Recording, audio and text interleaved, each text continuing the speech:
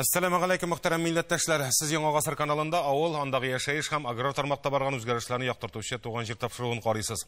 Кабат сезнең белән күрешүгә шиксез шатбыз. Бүгенге чыгарылышта хәерле сәгатьтә булсаны Татарстанда уракка төштеләр. Урак барышы һәм уңышның чыгышы хакында хәбәрчеләребез таныштырыр. Казан дәүләт аграр университетының тәҗрибә кырында фикер алыштылар. Агробиотехнопарк нинди яңалыклар тәкъдим итә? Төрек технологиясы белән сыр җитештерәләр. Бөгелмә сөт комбинаты тагын нинди үзгәрешләр кичерә. Авылның шәҗәрәсе 1700 елларга барып тоташа. Тарихи культәснең бүгенгесе ничек күз аллана. Әлеге темага багышлап җыен үткәрелде. Бүгенге тапшыруның төп темалары әнә шулар.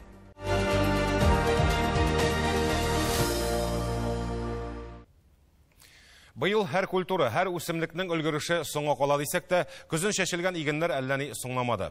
Бу атнада берничә район игенчеләре көзге бодай, арыш, хәтта арпа суктырырга кереште. Иң куандырганы быел уңыш мулдан. Бүгенгә дистәгә якын район уракны башлады дип хәбәр итә аграр министрлык. Уңыш гектарыннан уртача 40-50 центнер тирәсе. Әмма быелгы урак җиңелләрдән булмас дип фаразлыйлар. Узган елгы кебек комбайннарда тизлекне арттыра алмый. Икенчедән, башакта уңыш мул булгач, аны сабакта тотып тора алмый. Җилле яңгыр шактый мәйданда игеннәрне йыгып салды. Шуңа да быел шактый күләмдә бөртеклеләрне башта тиземнәргә салып, аннан соң гына суктырырга туры киләчәк. Булай дымлылык артык югары түгел. Кайбер хуҗалыклар суктырылган бөртекнең дымлылыгы югарырак булса, аны сыттырып озын капчыкларга тутыралар. Маллар өчен бер дигән азык килеп чыга. Кырга чыккан беренче комбайннарны, механизаторларның кәефен Азнакай һәм Буа районнарына барып белештек.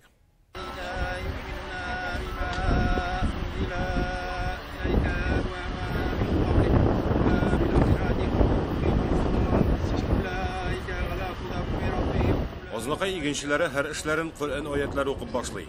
Бүген дә район җитәкчеләре, авыл җирлеге башлыклары, авыл хуҗалыгы белгечләре Марс хуҗалыгына җыелды.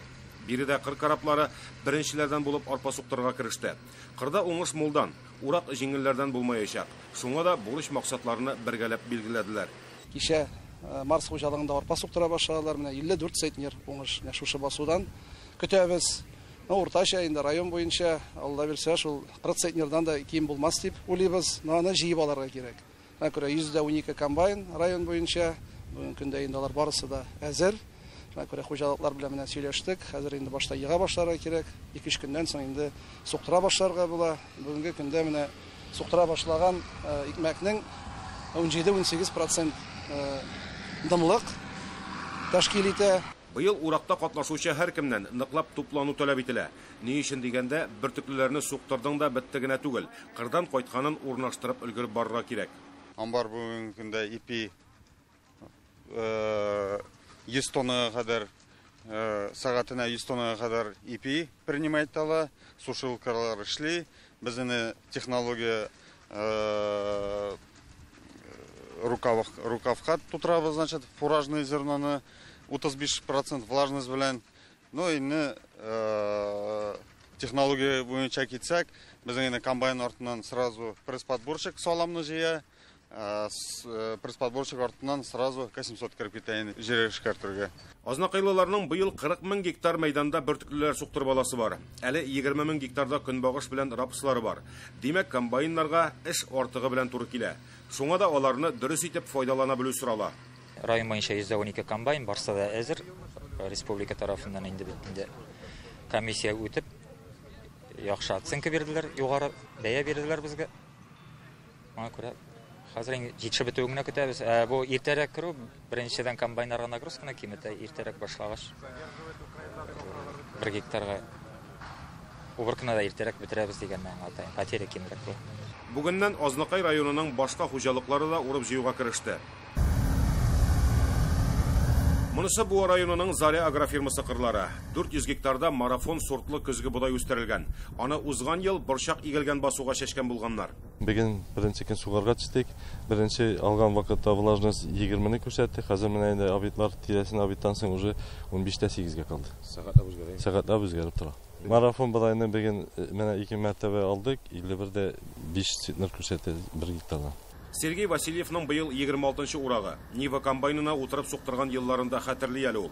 Хәзер инде кыр караплары уңайлы, тузан сулап йөри торган түгел. Ярты көнгә 8 бонкер тутырган инде. Кәефләре яхшы тәҗрибәле механизаторның. Настроение хорошее, урожай в этом году богатый. Быел уңыш яхшы булыр дип көтәбез. Әлегә уңыш 50 центнер чамасы. Минем төп ярдәмчем улым, 9нчы балам минем. Буа районында 170-тән артык комбайн кырга чыгачак. Аларның барысында энә күзеннән үткәргәннәр. Быелгы уракның җиңел булмаячагын буа игенчеләре дә яхшы аңлый. Игеннәрне тиземнәргә салып, төнләдә суктырырга исәпләре. 54 меңнән артык яровой, зерновой районда, шуның 4 мең ярымы, 14 мең ярымы азимой культураларга менә 3нче көнне чыктык. 25 июльнең 25 көнендә влажности пока күбрәк иде, 24%. Ну, 50 центнер белән пока барабыз. Менә бүген инде эшләр кырларда дәвам ителә. Кайбер кырда 19 күрсәтә, кайбер кырда влажность 16 күрсәтә. Эшлибез. Уже 25 көнне 2 хозяйство чыкса, бүген инде фермерларда кырда иген җыярга, иген сугарга чыктык. Әйтүләренчә, районда уракка әзерлек начар түгел. Иң куандырганы кырларда уңыш булдан. Хәзер инде булганын югалтуларсыз җыеп алырга гына кирәк. Хозяйство руководительләре, специалистлар белән бөтен комбайннар герметичныйга карап чыктык. Аларга бөтенсен расценкалар таратылып чыкты. Шул вакытта пожар безопасностька каршы огнетушительләре, канистрлары, кашмалары, кирәкләре, сәнәтләре бөтенесе булганын карадык инде. Һәм расценкалар инде быел 10% артыграк. Ну, ул бөтен кешегә известный инде, эшләгән кешегә аның расценкаларын гына тегеләр инде, ул истәп түләнәчәк, аның натураль плата сүзгәсе нәрсәсе булачак. Хәзер безнең комбайнерлар учетта тормый, теге тизелеп мин булыйм әле дип. Алар бөтенесе теге кул астында эшли торган кешеләр. Аларның эшләвенә безгә дә интерес бар. Руководительләрдә, хозяйство җитәкчеләрдә, фермерларда аны бөтенесе аңлый. Аларны тотмасак, безгә башка кеше эшләүче булмаган. Булай комплектация бөтенесе комплект.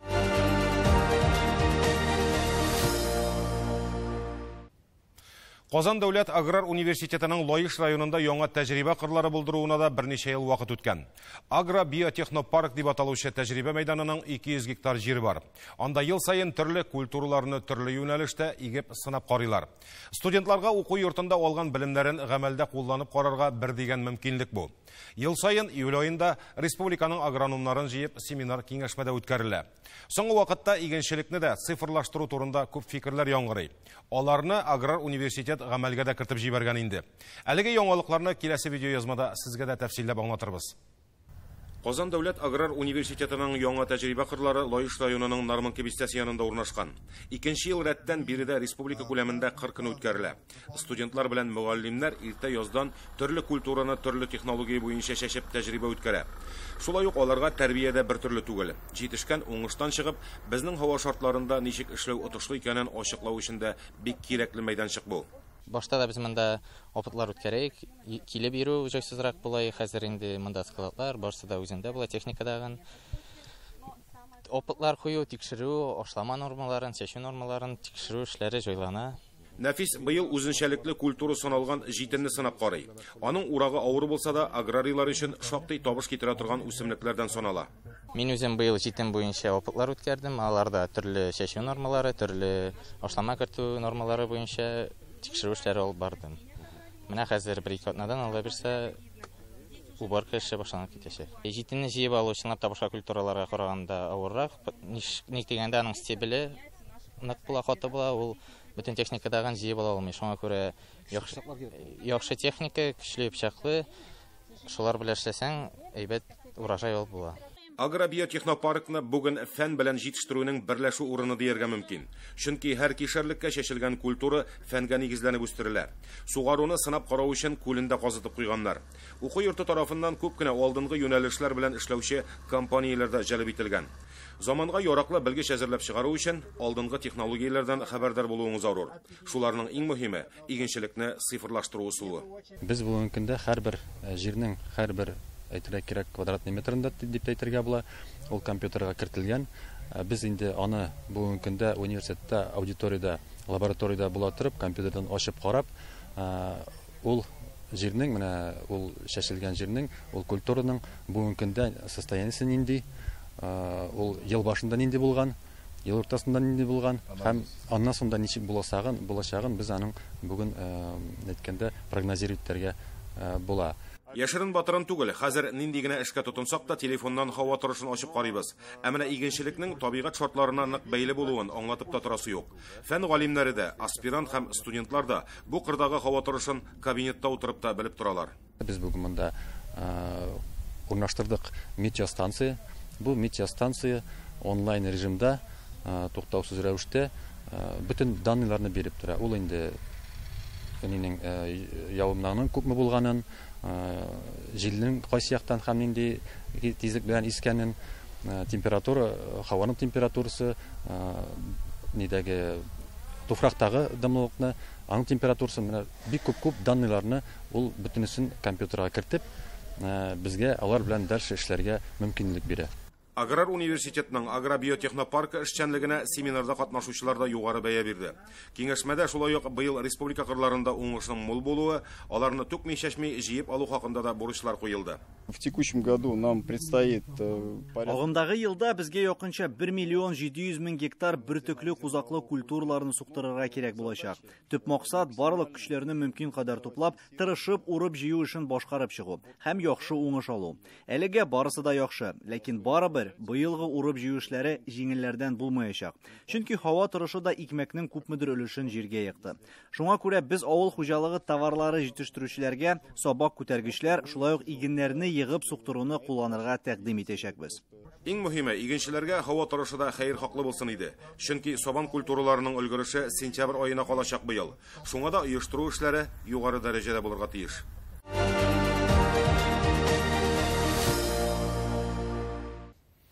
Бүген Бөгелмә сөт комбинаты тәүлек сайын 100 тонна сөт алып эшкәртә. Узган елдан башлап биредә эш юнәлешен үзгәрткәннәр. Хәзер төп басым сыер мае һәм сыр ясауга юнәлтелгән. Сәнәгать мәйданчыгы программасына кирип яңа юнәлешләр ачып җибәргәннәр. 3 ай элек Төркиядән чакырылган технолог ассортиментны арттырган. Хәзер Бөгелмә халкы гына түгел, күрше төбәкләрдә яшәүчеләр дә төрек рецепты белән ясалган сырларны авыз итеп карый ала. Бөгелмә сөт комбинатында элек сөт, коймак, кефир кебек ризыклар гына җитештергән булсалар, хәзер инде атланмай һәм сырга өстенлек бирәләр. Бигрәк тә сыр ясау юнәлешендә алга киткәннәр алар. Үзләренең махсус цехларында әлеге ризыкның нинди генә төрләрен чыгармыйлар. На нашем предприятии изготовят 6 видов сыров. Безнең цехта барлыгы 6 төр сыр җитештерелә. Аларның өлгерү сроклары аерыла, майлылыклары да төрле. Ләкин иң мөһиме, барысы да натураль. Без Голландия технологиясенә нигезләнеп эшлибез. Нигездә голланд сырлары якынча 45 көн эчендә әзер була. Монда 1 ай эчендә 150 тоннага якын сыр җитештерелә. Төрек милләтеннән булган Исмаил Юджи Бөгелмә сөт комбинатында нибары 3 ай элек кенә эшли башласа да, шактый үзгәрешләр кертергә өлгергән. Ул сырның инде дөнья күләм билгеле сортларын гына түгел, ә махсус төрек рецепты буенча үзенчәлекле сыр һәм йогуртларда җитештерә икән. Исмаил әфәнде үзе Төркиянең Кания шәһәреннән. Инде 27 ел буена ул сырлар җитештерү белән шөгыльләнә. Шактый тәҗрибәле белгеч буларак, Исмаил әфәнде безнең Татарстан сөтенең сыйфатын да югары бәяләде.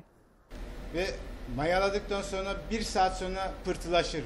Менә бу авыл сырын ясау өчен без иң элек сөтне 85 градуска кадәр кайнатабыз. Ә инде 50%лы оятка салганнан соң аны 1 сәгать дәвамында җиләтергә кирәк. Шуннан соң гына махсус ванналарга салып süзәбез. Ә менә монысы чанак сыры. Аны без 76 градуста җитештерәбез. 36 градуста аңа оятка салабыз.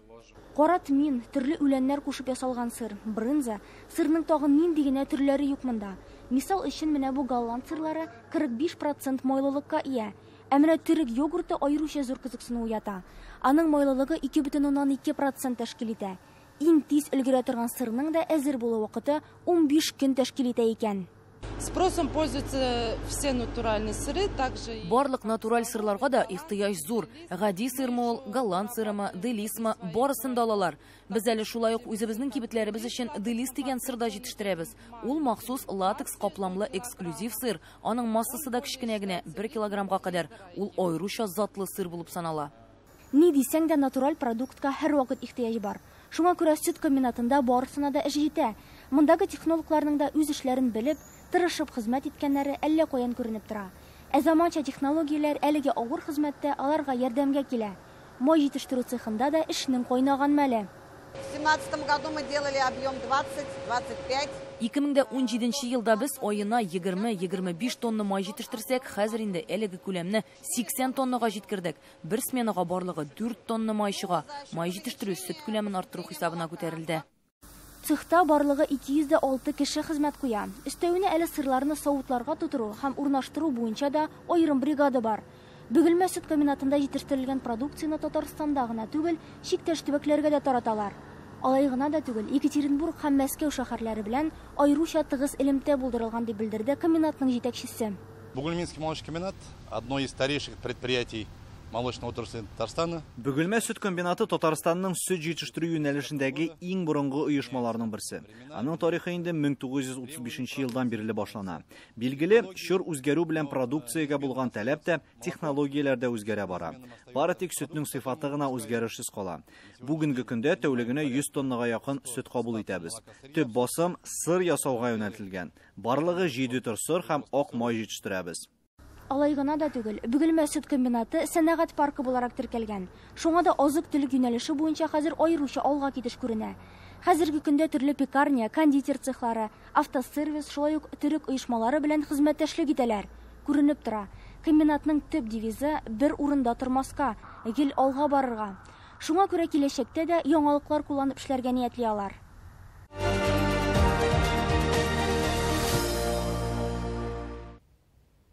Кышкы чорда Орча районының Күлтәсе авылы халкы үз көче белән борынгы күлне чистартырга керешүен хәбәр иткән идек. Әлеге эш бик күп авылдашларны берләштерде. Социаль шәһәрдәге төркемебездә 200дән артык кеше теркәлгән. Бу атнада үткәрелгән Күлтәс җыенында авыл халкы әнә шулай дип сөйләде. Авыл уртасындагы бу күл башка эшләрнең башлангычы булган икән. Хәзер авылдашлары мәгърифәтче, фәлсәфәче Шәмсетдин Күлтәсинең туган нигезен яңарту.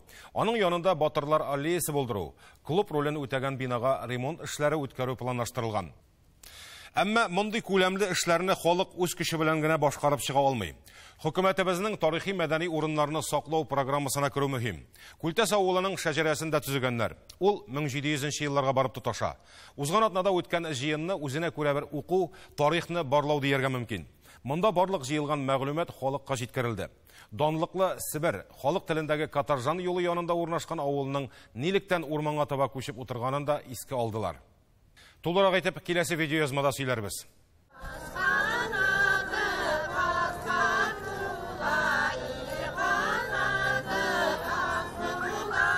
Әйе, өчәр кышлар кебек як-якка таралышкан балаларны очраштыра, күрештерә туып үскән нигез, туган авыл.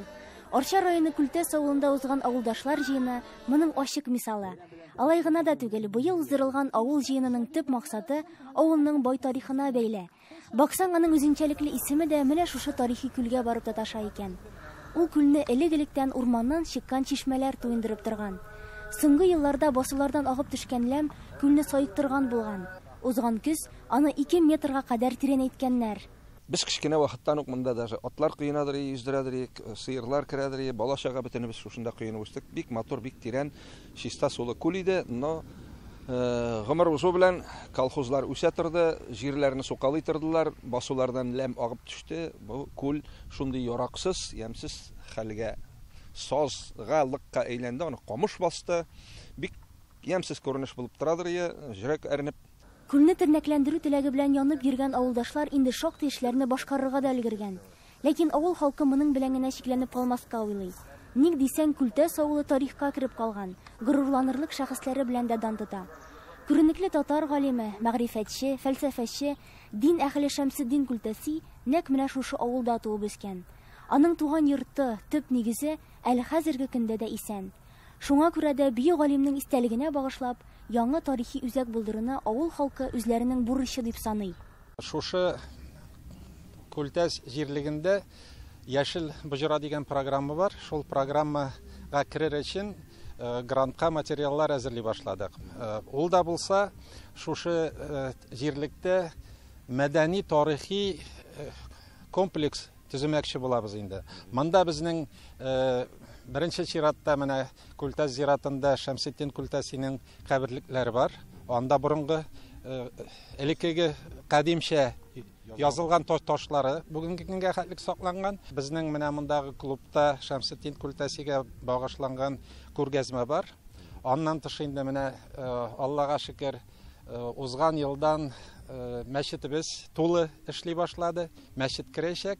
Һәм инде менә бу күллекне тұрғызып, түзекләндереп бетергәннән соң, анда инде шушы тарихи мәдәни маршрутта булачак.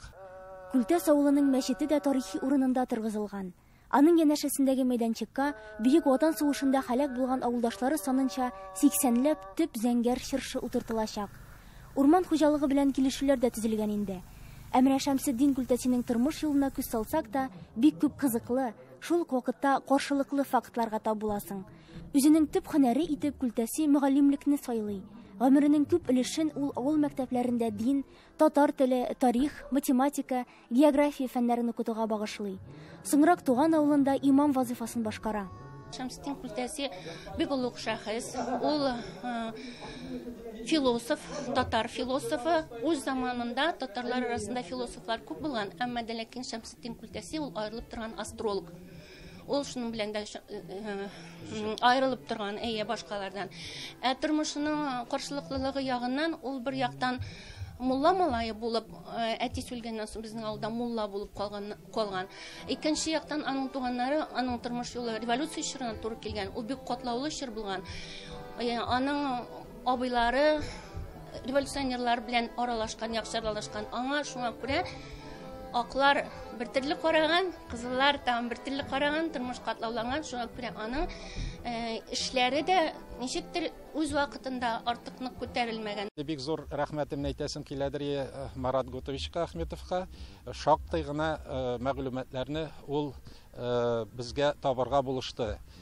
Чөнки Күлтәсенең биографиясы аның четерекле. Шуңа күрә аны менә шушы комплекска яраклы иттерер өчен шактый гына мәгълүматлар кирәк була.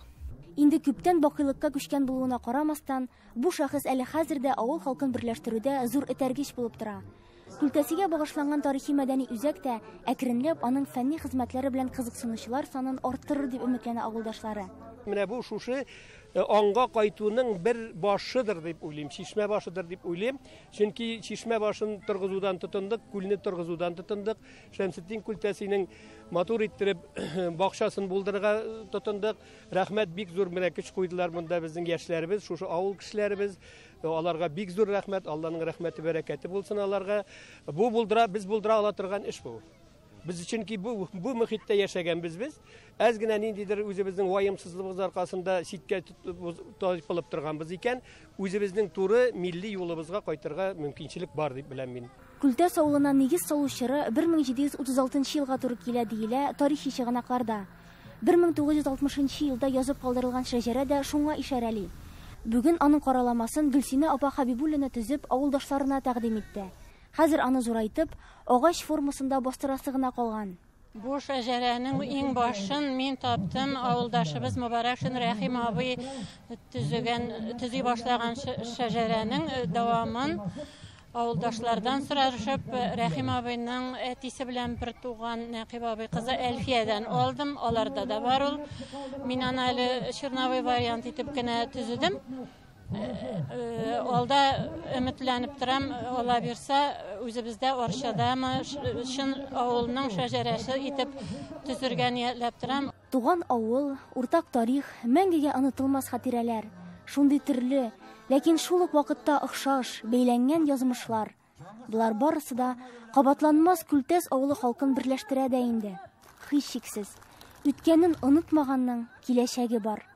Киләчәктә ниятләре чынга ашып, Күлтәсне туристлар да үз итәр әле. Туган җир тапшыруының бүгенге чыгарылышы тәмам. Аның чираттагысын киләсе җомга 18 сәгатьтә карарга онытмагыз. WhatsApp номеры сездән хәбәрләр көтә. Аралашып яшик. Исәнлектә күрешергә язсын.